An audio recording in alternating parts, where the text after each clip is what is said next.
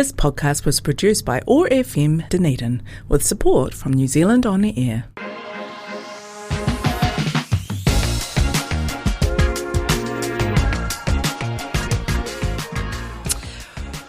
Welcome to the OI podcast, the Otago Institute for Arts and Sciences, otherwise known as the Otago branch of the Royal Society. And I am here, I'm Dr Barb, kia ora, and I'm here in the studio today with Moira White. Welcome, Moira. Kia ora. And thank you very much for coming along today. I'm so looking forward to this. Honestly, I'm just full of anxious anxiety, wondering how this is going to go, this show today. It's just got some absolutely amazing things we're going to talk about. So I want everybody just to hang in there. Moira, of course, is from Tūhura, the Otago Museum, the Curator Humanities. Is that how it's phrased there, Moira? Yes. And you've been at the museum. I can't remember a time when you weren't at the museum. Is that just me or? Possibly. Anyway, you come to us with a BA from the University of Otago and a Master's in Anthropology from Auckland University, but obviously saw the light, came back here to Otago to help us out.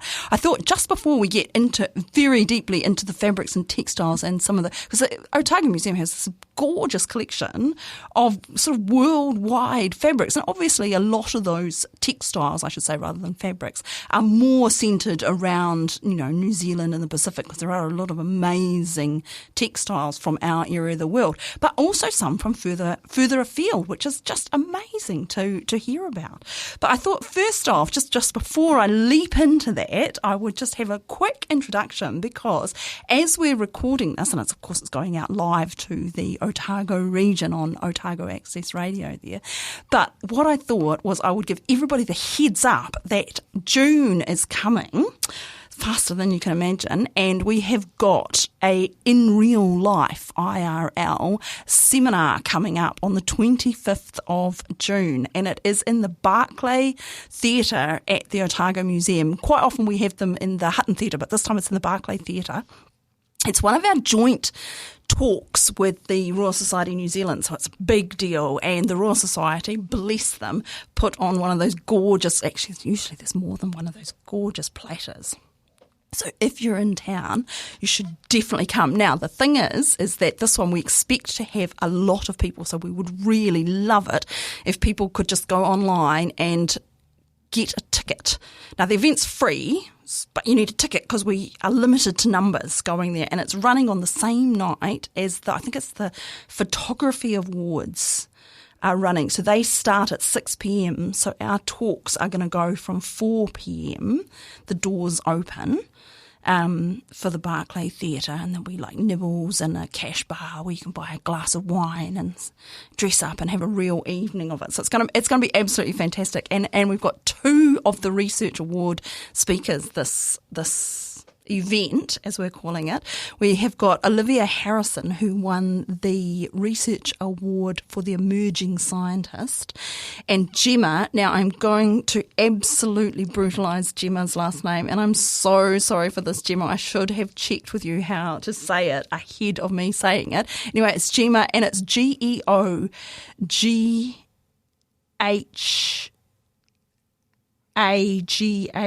or something like that. It's Dutch. I'm so sorry, Gemma. Anyway, Gemma has won the award for communication, and I'm sure she will be able to communicate how to say her last name. I'm so sorry. I feel embarrassed just thinking about how terrible I am.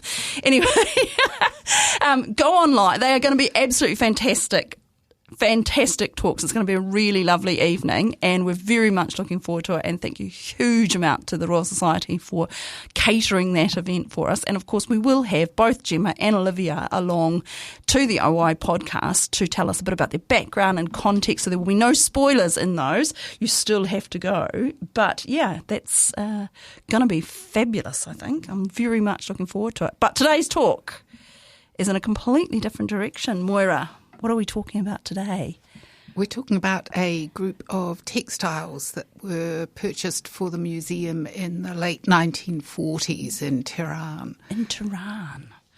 And yes, so Persian fabrics, Persian silks, and I, folks, am very, very lucky because I had a sneak preview in the basement of the Otago Museum today with Moira at some of these gorgeous, gorgeous fabrics. But I thought Moira, can you explain to us a little bit about the background of these fabrics? Starting off with, why on earth are they in the Otago Museum? How did they come to be here? The route into the museum was via a Dunedin-born man, an incredibly talented and intelligent doctor called Lindsay Sangster Rogers. He was born in Dunedin. His parents had moved here from Scotland, went to Otago Boys, went to Univeristy of Otago, cleaned up with, I don't actually know all the med school prize list, but It sounds to me as if he pretty much cleaned up all the prizes in surgery, gynecology, whatever, in the late 1920s. Right. We can go back and talk about his extraordinary World War II experience at some stage, if you like. But after the war, he was appointed Professor of Clinical Surgery at the University of Baghdad, and while he was there, H.D. Skinner, then Curator of Otago Museum, as it was then, asked him, because they had known one another in his undergrad days, asked him if he would collect some objects from that part of the world for the museum's collection. He collected quite a lot of ceramics, a lovely group of seal stones. Seal stones, what are they? Think of maybe a tubular bead shape with an engraved... for sealing letters or something. Design, but you could... this particular... Yes, some of them are Sorry, flat. I was imagining stones that were shaped like seals. Oh, well, some of them do have a sort of animal-like appearance. Yeah, no, but you mean like seal stones with an engraving on the end with wax or something to seal letters or correspondence of some sort. Yes, some of them are those single image stamps, but some of them have a decoration that goes all the way round the circular surface, so you could roll it like a rolling pin. You might get an image of a presentation scene. You might have a depiction of a deity. And how big are these? Like a couple of inches, or? That would be a large one. Right. Oh, so quite tiny. Yeah. Oh, that's amazing, isn't it? I've seen rolling pins like that. People make like patterns on shortbread or things with. But yeah, no, on a much different scale and a different set. Yeah. Wow. So seals and fabrics and pottery. And a really significant group of cuneiform tablets. So what are cuneiform tablets? Are they? Are they clay or? Yes, with it's a very early writing system, a sort of wedge-shaped impressions again. So chiselled in? I believe with a sort of reed when it's soft, the clay. When the clay is soft. And they might be administrative tablets. That's the majority of the ones we have, so perhaps accounting for the transfer. And are they sort of old when he's collecting them already? Oh, yes. So I'm hopeless with dates. Oh no, that's right. Yeah. I'm just Mesopotamian. Yeah, so Mesopotamian. So it's like, you're sort of in that Iran area. You're in kind of the, what they call the cradle of humanity, or I don't know, some crazy thing that they used to call it way back when. But yeah, it's sort of those early, you've got, 4,000 or 5,000 years of societies there living in towns and cities and things. And so he was collecting, I was just thinking because this was the 1940s, which of course seems like a long time ago, but it's not that long ago in terms of these objects that he was collecting. So he was collecting what they call antiquities, is that right? Yes. And so there was pottery, and they would have been old as well, were they? And then I imagine like clay tablets and pottery is quite fragile in terms of shipping them all the way back to New Zealand. I believe there were occasionally some repairs required for the ceramic items when they arrived in Dunedin. Yeah. And I guess they would all come by ship, did they? Yeah. In big crates and things. It seems like such a strange thing for us now, sitting here in 2025, to think of, I've just got a mate who's over there. But of course, travel wasn't quite as as easy then, I imagine. It's long distances and took a long time to go places. Although in New Zealand, people had very close relatives that were still back in England and Scotland. So, and the postal service was possibly faster and more reliable possibly than it is now. Yeah, and I mean it's that sort of post-war time as well, when there's a lot of people have, that people who maybe had been born in New Zealand, been born in Dunedin, but they had, great aunts and grandparents and things still in England or Scotland or Wales or somewhere. And then people had gone or knew, like everyone had relatives and friends and people who'd gone to the war, and some of them may have stayed in Europe afterwards. Some of them came back and then went back. And of course, we were talking just before the show we did an amazing interview a couple of months ago now, I guess, with Jane Malthus about Eden and the Eden fabric thing, and it kind of fits in a little bit with this discussion because it was that same time period. He'd gone to the Second World War, and he'd done all the driving, and he'd come back, and that had kind of instilled in him this kind of need to travel and this love of fabrics and things, and that's kind of where that had started. Well, even he enlisted in the British Army in World War II, not the New Zealand Army. So Lindsay Rogers did. Yeah. I saw that in your notes. And I thought, why is that? Is that because he was in the medical corps? Or, I mean, did New Zealand Army not have medical corps, surely? I think it might have meant he got started a bit sooner.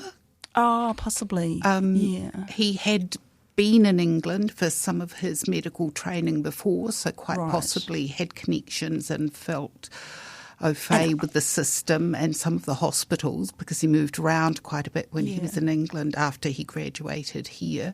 Yeah. And he'd been registrar at the Dunedin Hospital, but then went to England not long after that. Right. And of course at the time, New Zealand was actually still considered part of the UK. Like, we didn't sort of have that whole independence thing until, 1967, is that right? I think it was sort of on the books for quite a long time, but nobody got round to actioning it. Well, his parents weren't born in New Zealand. Yeah, he was, and he, grew up here. Yeah. But I think, very much more that sense of capital H home. Yeah. When it suited them. Yeah, no, and I can sort of see that and I think a lot of the pilots, for instance, also signed up with the RAF.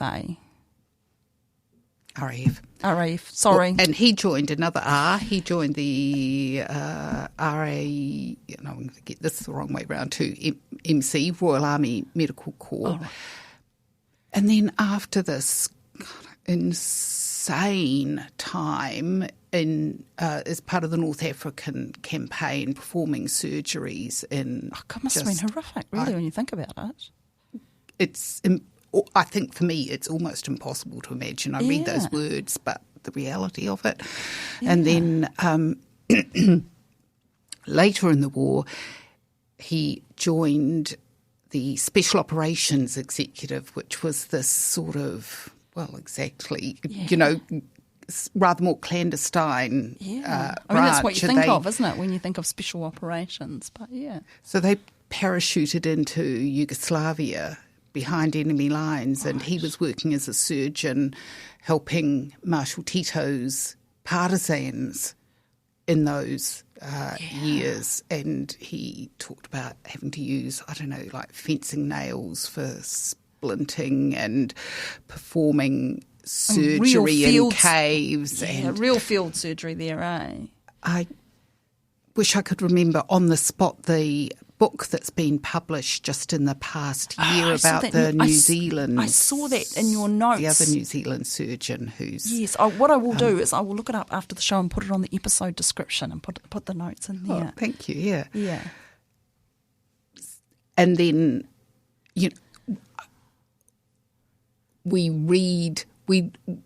I'm repeating things that other people have said, so with that slight proviso for the incentive for a good story or a chance to finally get your point made or whatever. But as we hear it, it became clear that the Nazis were personally looking for him, Dr. X, right. and that there was a photograph of him. That so he they were was on the really lookout for him. notorious. So he had to leave. So I think the excitement level that he was used to, say when the war ended. I know, imagine coming back to sleepy little Dunedin. But he didn't. Let me get that. I don't think he returned to Dunedin in between. Right, I think so then he went straight from the army to Baghdad. And I was thinking, why Baghdad? That's a bit odd. And then, of course, I looked it up and I thought, because Baghdad was still part of the UK. So it was what they called a co-dominion with Egypt and Britain. Every step of the story made me realise how unbelievably ignorant I am about the history of nearly everything. I know, me too. Honestly, I just kept thinking, yeah, of course, that makes sense. He would go because I thought, Baghdad, did he do something wrong? He was being sent all the way to Baghdad. But obviously it was actually quite a prized position because, he was in charge there, I imagine. Well, he was, so the medical school had begun in, I think, 1930. It was part of the university, and because the university was inaugurated in 1927, that date is either the start of the university or when the med school. But it was in Baghdad. Yes. Yeah, not the Otago University here, but incredibly high standards, and it was lobbied for by Iraqi doctors who trained overseas and wanted that opportunity in their own country. But the original dean was an English guy who'd gone out there, but they were affiliated with the College of Surgeons in Scotland, right. I think, who had helped set up the curriculum. It was in no way a second-rate institution. It's just a totally different Iraq to what we think of as Iraq today. Really, because Iraq and Iran were really progressive countries in the region. The tiny bit I've read, it's at a really critical point in the history. So he's there during the reign of the last king, Faisal II, who was... but it's a point at which the young Arab nationalists, as they were called then, are really gaining a strong political voice. He talks about sometimes the riots around in the streets in Baghdad because they're clashing with the more conservative elements who would have some of the conservative government ministers who might have been happy to continue with that treaty between Iraq and England that the younger generation did not see as in their best interest. It's an amazingly volatile time. Yeah, and I can imagine for someone like him coming out of the quite flavourful experience, shall we say, through the war, that would have been kind of just his cup of tea, it sounds like. But when he came back to New Zealand, not that I am undermining the stress levels or excitement and medical interest of being a GP, totally not,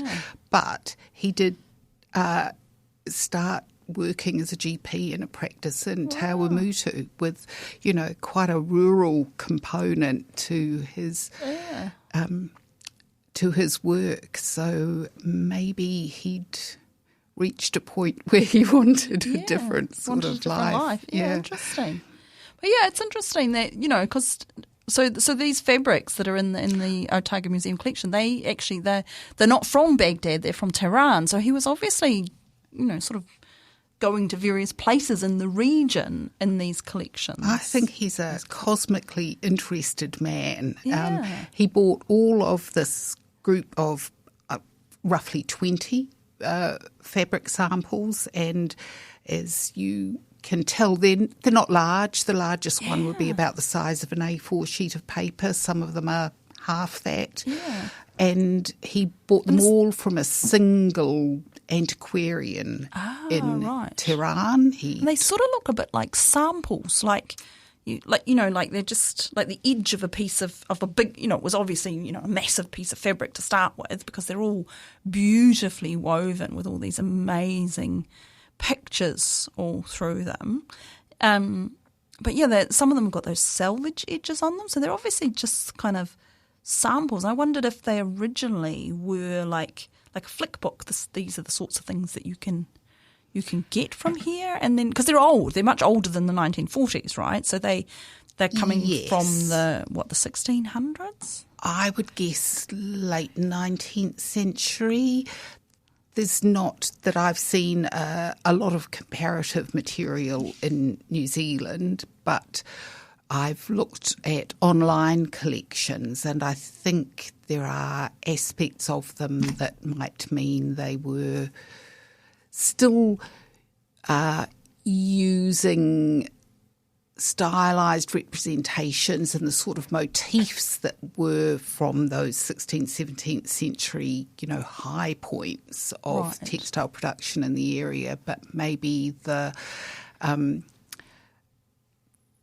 there's fewer that would have maybe whole scenes. Some of the earlier ones, I think, might have shown a family having a picnic, or it's just absolutely amazing weaving, though, isn't it?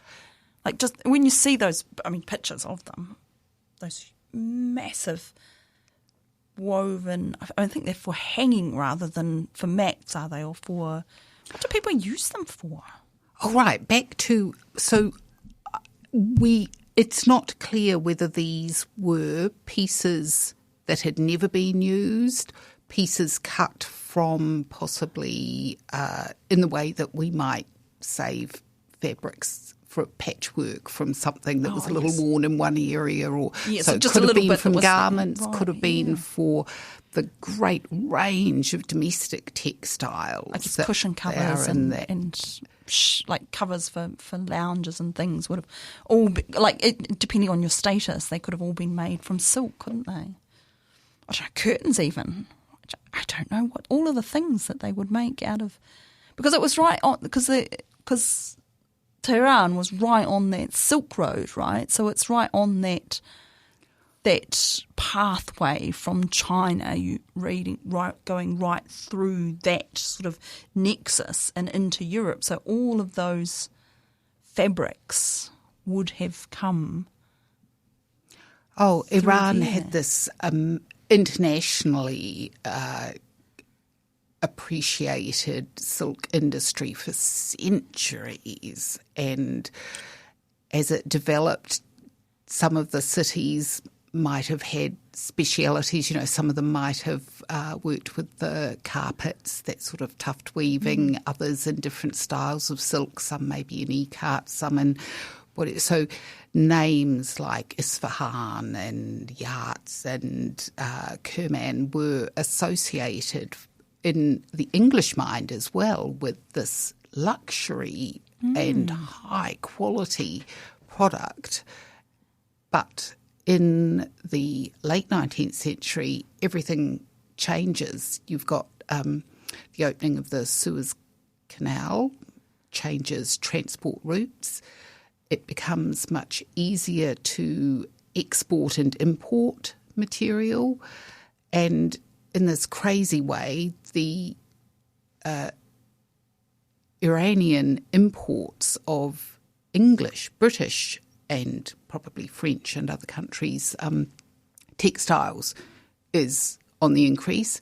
You get changes in the clothing styles. Some parts of the population are more interested in wearing Western types of garments. So, what is Iranian traditional garments? What do they look like? I guess long flowing robes, are they? It's what I imagine.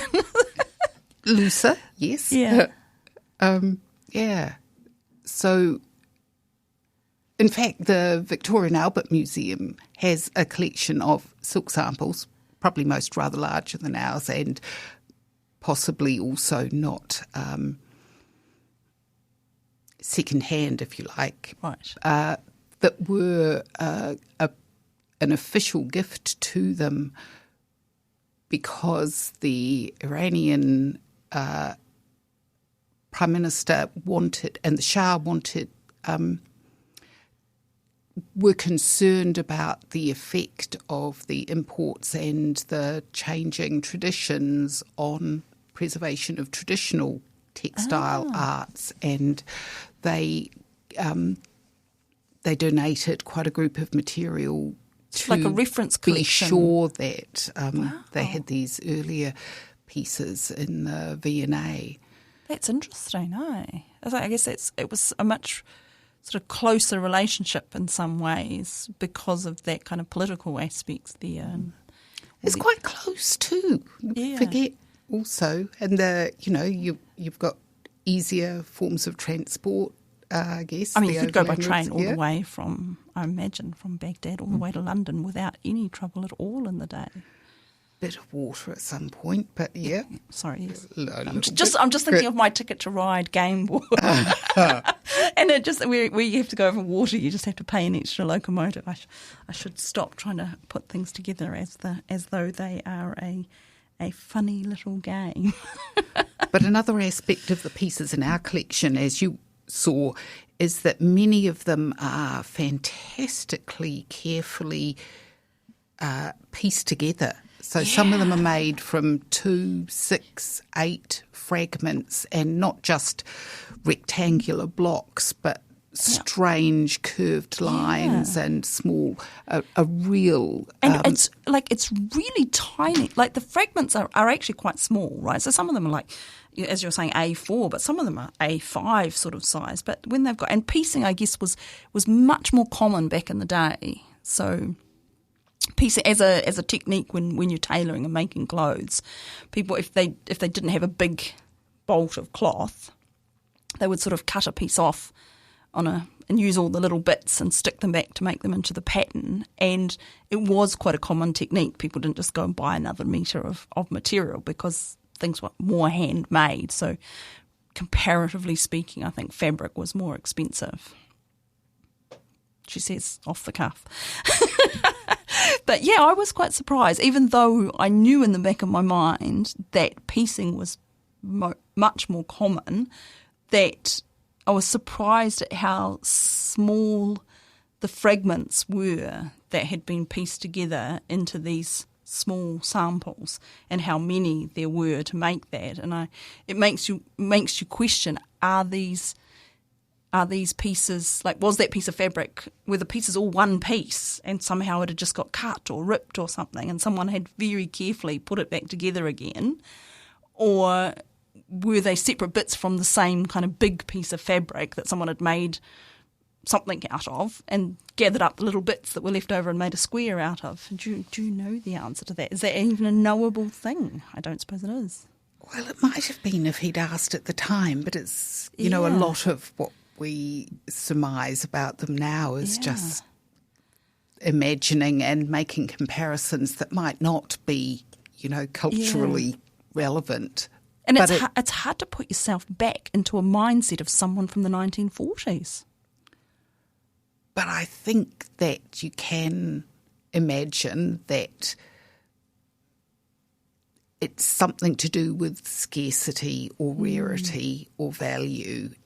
Because there's or incredibly low wage rates. Yeah. If you can afford to have somebody doing that very skilled patching. And I mean, a lot of them you really can't tell unless you look very closely that there's a patch there, that there's a break in the fabric, because they've lined up the pattern. The patterns are really intricate, and they've lined the patterns up so neatly that it's actually really quite difficult at first glance. You had to point it out to me that they were. Although if you turn them over, it's easier. Yeah, that's true. But so and I guess so. We're talking about they were purchased by Doctor in the 1940s for the Otago Museum, but of course they were made centuries before that, so they were already quite old, and I guess maybe quite sought after at the time. Because he wasn't buying them at the fabric market, he was buying them from an antiquities seller, right? Also, just allowing for the fact that he is obviously intelligent and interested and aware, but he may not have had a very deep knowledge of textiles. It's not necessarily the area of material culture that he's most familiar with. So, and he's a tourist. He may or may not have known a great deal himself about what he was purchasing. He may have been going entirely on what he was told. And they're not necessarily different things, but I'm just putting... Do you know what his language skills were at the time? Well, he had been living in Baghdad for 3 or 4 years at the time, but I don't know if he taught in English. I'm assuming most of his pupils were more fluent in English than he was in I have to read one of those language. books. I'm very curious about this man now, actually. It's one of those cases where the little bit you learn, the more you learn, the more you want to learn. Because it sort of seems to me like, because as you were saying, there's all these rumours that he was a spy, but, you know, just because there was rumours then and people have repeated the rumours, it might just be that it makes a good story. So who knows if he really was a spy or not. And he wrote a book, Guerrilla Warfare. It was about his experiences during World War II, but unfortunately, it's fascinating and interesting, but it is focused mostly on that time with the partisans in Yugoslavia. Right. I'm rather more interested in what happened just after that book finishes. So how did you become interested in these fabrics? Because I imagine that the Otago Museum, I mean, from short visit that we had this morning, it's absolutely full of amazing things, amazing textiles down there. What drew you to these particularly, this little box of samples? Well, I have looked at them a few times over the years. This year I've been focusing on them in particular because we've just had the Costume and Textiles Aotearoa New Zealand Symposium. They have an annual symposium. It was held in Dunedin this year at Toitu, and the theme was fascination. You mentioned Jane Morthes's work with Eden Hall's amazing collection, and that was the spark for choosing fascination because the exhibition at Toitu was opening not long before we held the symposium. And I think it's still open there, isn't it? Yes, it's going to be on for at least another year, a bit longer. My husband and I went round there. It's absolutely fascinating. Like they're just absolutely crazy. Sorry, I'm diverging again. Go for broke. Just absolutely, because it's this mixture of, it's sort of mostly 1970s, late 60s, early 70s, that sort of time scale. But it's this fascinating mixture of like leather and like amazing wool made, like woven, and all kind of like wool, all the wool and leather and everything's all sourced from his farm in Naseby, and a local artisan has woven it and then knitted it or crocheted it or whatever into these amazing fabrics. And there's several just absolutely gorgeous outfits that are all kind of natural fibres. And then of course there's the 70s glitz and glimmer of sequins and a fair bit of lyrics on display. Yeah, and it's just this crazy kind of clash of, you know, different fabrics there. But anyway, but I can sort of see that, you know, if you see that as kind of, that was the same time set, right? And then you think, okay, well then he's travelling around looking for, and you're thinking, oh, you know, there's this big world out there full of these amazing fabrics. And you think, oh, you know, Iraq and Iran and this whole Persia area has got this amazing back history of producing these amazingly fine silk fabrics and textiles, and you've got a mate who's stationed over there for whatever reason. You think, oh, if you see some, send me back some, it'd be great. I can kind of see it's kind of that old boys network type thing, isn't it? We have relied on Dunedin networks for a lot of the donated collections at the museum. H.D. Skinner was an amazing networker. He was also, of course, for quite a number of years, the inaugural lecturer, reader in anthropology at the university. Oh, right. So some of what he collected for the museum was immediately interesting for his courses in, beaker pottery or... Yeah. And I guess what really, it's going back to that fascination thing, because if this was just a box of samples with no story behind them, if it was exactly the same material but you didn't know anything about them, how they were collected or where they were from, then it sort of changes how you think about them, which is quite strange really, because it would be the same thing. They would still be beautiful, but yes, it's the stories, I think, that... And this kind of connection and the story of the doctor, and he's over there, and his relationship with the curator here in Dunedin, and this idea that he's, gone out into this market in search of how do you say the word? The antiquarian. I should say that he does say that he submitted them all to the appropriate authorities to get permission to export them. Oh, right. Gosh, did they even do that back then? Yes. That's amazing. Yeah. And so then they came all the way here to the Otago Museum. And what do they do here? Do people go and look at them? Do they study them? Do they use them for things? Or? Well, one of the pieces that's part of that group, we had for a lot of years the very generous expert assistance of Marjorie Blackman, who people might still be familiar with. She's recently, an exhibition of her weaving and tapestry work has recently been on at DPAG. And the Public Art Gallery there. Yes. Yeah. And a couple of years before that, we had an exhibition of Marjorie's own personal collection of textiles that she gave to the museum long ago. So she was making textiles but also collecting textiles as a reference collection. She did so many things. Yes, she was a skilled weaver and tapestry worker, and she brought that knowledge of how textiles were created. She had a particular interest in the handmade textiles, woven textiles. She collected herself just, I think, from absolute love and admiration of the material. I think possibly always with the thought in the back of her mind that at some point in her life she might offer them to the museum, which in the end she did.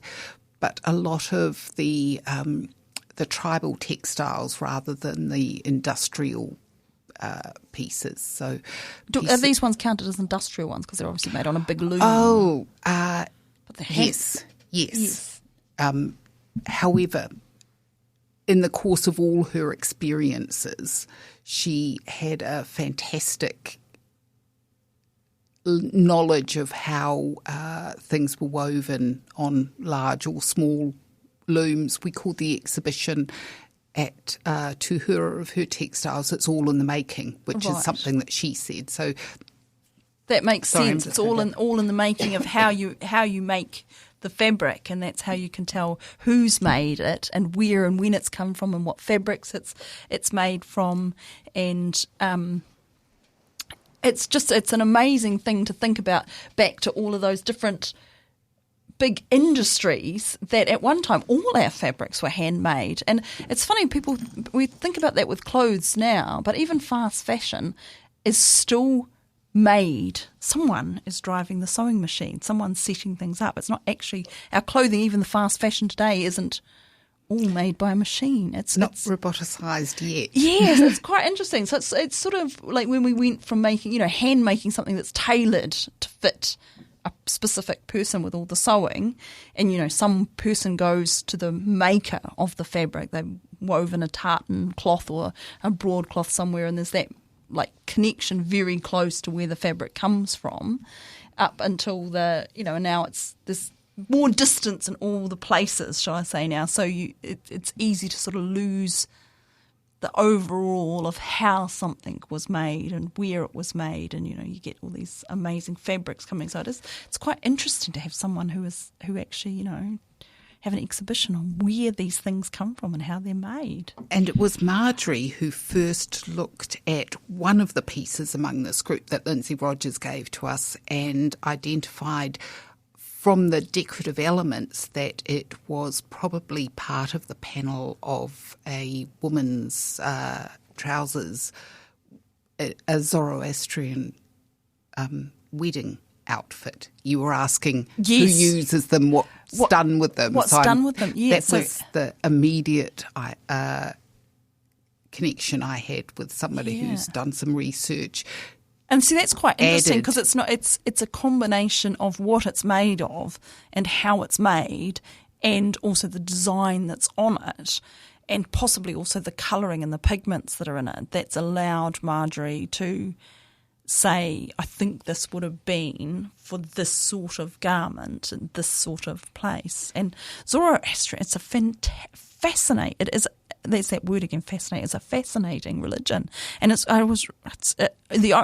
gone on a little bit of a rabbit hole because it's Freddie Mercury's family was Zoroastrian. Is that how you say that? Zoroastrian. Anyway, so it's a fascinating. It's a very old religion, and it sort of predates all the Abrahamic, Jewish and Islam and Christianity. It predates all of those, but it's actually quite a small number of people who are still Zoroastrian, but it's specifically from that area. And Arise Katki, the New Zealand embroiderer, we had an exhibition, it was a touring exhibition of his work some years ago in the annex at Tūhura, and nice. he also, his family is from that tradition. And interesting. He doesn't necessarily make traditional embroidery or fabric using those same styles, but he references aspects of it in his work. Yeah, I think you can't help but.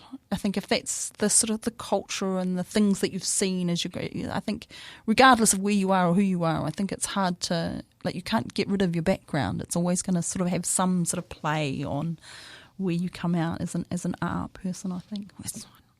I should also say that you need access to great reference materials. Right. Marjorie was aware of images of garments. Oh, of course, yes. In the British Museum. Yes, so when she saw that, she thought, that's familiar. Right. So she's seen the whole garment all together as a garment and said, okay, that actually looks really similar. Or a photograph of it. Photograph, yes. Yeah. So these ones here, how can people see them? Can people see them? Have they been on display? They will have been in the past, some of them. We don't always have, a whole group of material that came in together. We had an exhibition of gold things. Oh, and some of these ones that I saw this morning, they had little, gold, actual thread made of really fine gold. Yeah. Wrapped around a silk core. Oh, it's amazing because, you imagine, you say a silk core, it's a massive thing, but it's like a tiny thread of silk. Breathtakingly fine metallic element, but it actual glints. metal, not actual metal, plastic metal. And it catches the light. It's so amazing. And of course, you think anywhere where it hasn't got electricity, and you've just got natural lights and candles and fires and things, and that sparkle. What a difference that makes! And you've already got the drape and the the kind of luxury feel of silk to start with, and then with this massive embroidery over them, and they're just absolutely gorgeous. When I was looking at them, I was thinking, those flowers, if I knew anything about the flora of that region, I'm sure I would be able to identify exactly which species that was in those things, because they just are so intricate. And because there are conventions in the way we have styled. How do we all know that Mary Quant's daisy was a daisy? It doesn't actually look like a daisy, but we know that shape was her daisy. Right. I guess poppies are the classic, aren't they? Because everybody has an idea of what a poppy looks like from the Anzac poppies, and there's various different styles of them. Or you get some of those lovely long tipped poppies, carnations, another very. And you were pointing out the one of them had these gorgeous birds and flowers, which I didn't think particularly looked like roses, but you just immediately said, oh, that's birds and the roses there. Because I've read and seen other images of that as quite a familiar motif in Iranian textiles, pairs of birds in a rose bush, and I think it is a reference back to famous poetry tradition, right. And so many things. Yeah, and it's again, it's that story behind them. The more you know about it, the more amazing the whole piece becomes. And it was interesting, some of them had this weird backing on them, so they look sort of like as if someone's attempted to make cushions out of them. But they're not, are they? Or are they?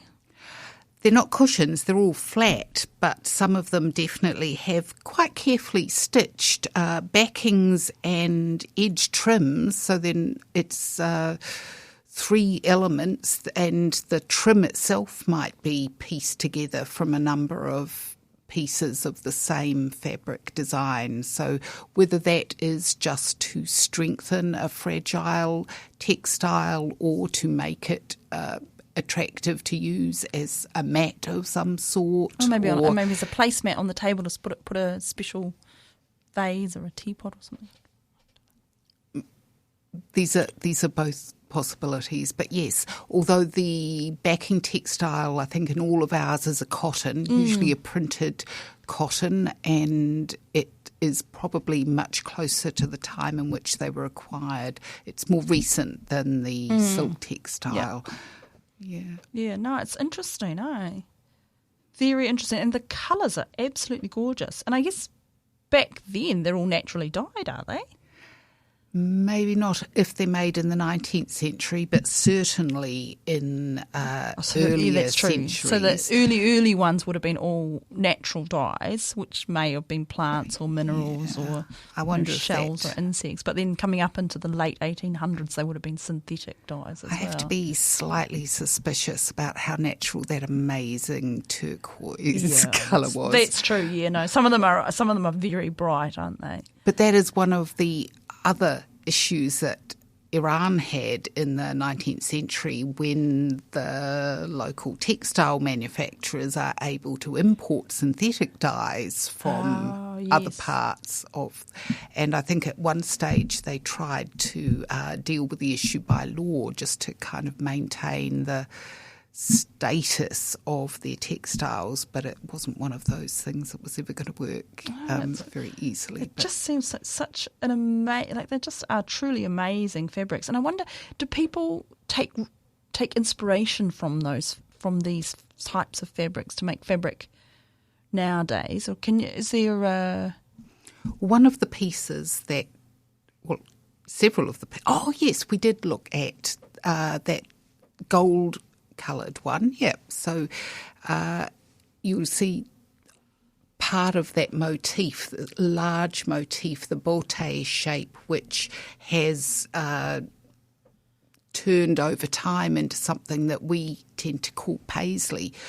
So that shape that started as a sort of flowering plant with that distinctive teardrop or pinecone shape, that's a very obvious example. Yeah, because some of the backing of one of the mats had that very obvious cotton paisley pattern on it. So it's just like, Paisley, of course, named after the UK town where vast quantities of textile mills were producing what we call paisley shawls, gorgeous garments. Really? I did not know that.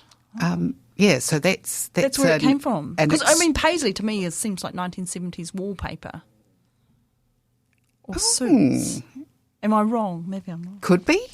Don't think we had that at home, but no, I don't know. But there's another one there that's got a whole lot of strips, which is very interesting. That looks sort of as though they've been maybe even woven separately and then stitched together. And, you can go down a rabbit hole searching online for similar images, but I found something in a record of a Christie's sale online, that's the auction house in England, with a very similar composition. I don't know if they were stitched together or laid out so that there was no space between, but they described them as a group of ribbons. They said theirs were from an earlier dynasty, right? But you could see the similarities in the general design, construction and the colours and patterning. And I wondered then whether ours was in fact a group of braids that have been stitched together along their long edge so that you end up with a roughly rectangular shape. Yeah. Are these all digital pictures of these? Are there images of them online as part of the Otago Museum collection there? Because I know you are in the process of digitising things. Our wonderful and sadly recently departed assistant collection manager, Jen Capito, photographed all of this collection for me for the conference paper before she left to go up wonderful. to the new Tauranga Art Gallery. So we do have digitised images of them. They're not available on our website yet, but we hope that when our new website comes into being quite soon, that we'll have vastly increased numbers of collection items. And of course, I personally think that this group of textiles would form an absolutely gorgeous staircase exhibition. Oh my goodness, yes it would. Honestly, I was thinking it would make a gorgeous book, you know, one of those beautiful coffee table books where you've got the picture of the fabric, lovely, and then you could have like a little stories behind. You know, there's not thousands of them, there's like 20 or so of them, but even if you just had these ones and then, you know, some from the other parts of the collection, but you could just absolutely gorgeous patterns on a, you know, reproduced life size and a beautiful textile highlights of Tūhura. I think it would make a gorgeous book, and I'm just thinking if we can sweetly talk to someone from the website side of Tūhura and get some links so that some of the audience out there can see these beautiful pictures, because I've just got snaps on my little phone here, which was a bit I just couldn't resist, so I don't even know if I'm allowed to, so I probably shouldn't be saying that live on here. But it is amazing, and also the colour choices. Like this one here is like these very closely packed flowers with, you know, very pink flowers and very yellow leaves. And I wondered if that's, I mean, it might have faded. It might have started off green and part of the blue, because green is, of course, just yellow and blue dyes added together, because it's quite hard, naturally speaking, it's quite hard to get green. People tend to dye things yellow and then add a bit of blue, because just the way dyes work. Anyway, so I wondered if the blue had faded out of them and they were meant to be green, but then maybe they just thought, pink and yellow, it goes good. That's the colour scheme I'm looking for. Who knows? That's another time when the backs of textiles is often very informative. Oh yes, because it hasn't had any light on it. It's been a bit more shaded. Hey, it's very interesting. I mean, I don't know. I could talk about fabrics and textiles and, you know, maybe not spies in the 1940s. It sounds like a novel, doesn't it? It sounds like a James Bond novel, but, you know, he was a Surgeon General. He's a surgeon hidden there, and then, you know, I wonder, you know, just the idea of him travelling around in the kind of late 1940s and in search and quotation marks of antiquities for my ex-roommate to send back to New Zealand. And I think in his spare time, I do wish to say that I believe he took his teaching duties very seriously. Yes, I'm sure he did. But it seems to me that it kind of argues against him being a spy, to be honest, because it's such a terrible cover story. You know, my mate asked me to get something that to explain why you're in Tehran, poking around in places you shouldn't be. My mate from 50 years ago asked me to. Well, I suppose it wasn't 50 years ago. From Univeristy, asked me to send these back to Dunedin on the other side of the world. He just is there a microdot hidden in the sea? I don't know. I know that everybody was sort of saying, you know, he's a spy, but I mean, we don't know for sure if he was or not. But I think it's a bad cover story. I think it's he probably did have all sorts of interesting connections through his time in the SOE, and of course, it also speaks to the political significance of Iran and Iraq for England at that time, and the region as a whole. Yeah, and he was moving in those circles where he had access to politicians that were quite high up, and people who knew him then did say it was a bit nudge, tapping the side of you. Hey, thank you, Moira, for coming along today. It has been very interesting, and I loved going through and having a sneak peek at all those fabrics in the bottom You're collection very there. kind. And it was lovely because I just realised that we've been talking to two fabulous women, yourself and Jane, about fabric collections, which is really quite securely, I think, in the female domain, but about these men that were collecting them. How weird. Yeah.